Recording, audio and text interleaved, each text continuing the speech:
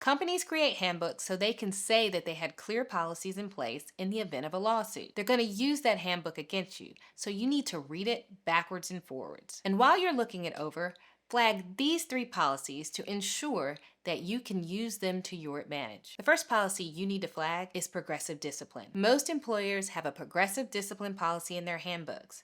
If you read it, you'll likely find the steps the company takes to terminate employees.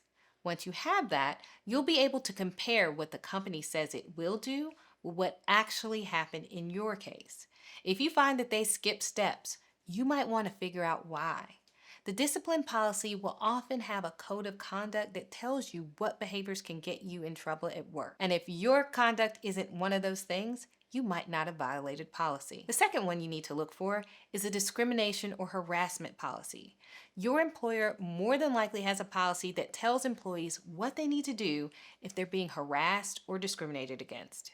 You need to have a copy of that policy and keep it handy, because if you do not follow it to a T, they'll act like they did not get a complaint at all. And the third policy you need to look for is the leave and attendance policies. Many people get in trouble because they think that an employer has to give them a certain amount of time off, no questions asked.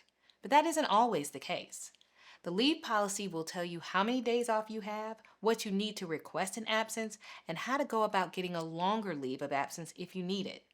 You should always consult that before you start taking time off. The Employee Handbook is one of the most important documents you'll receive at your job.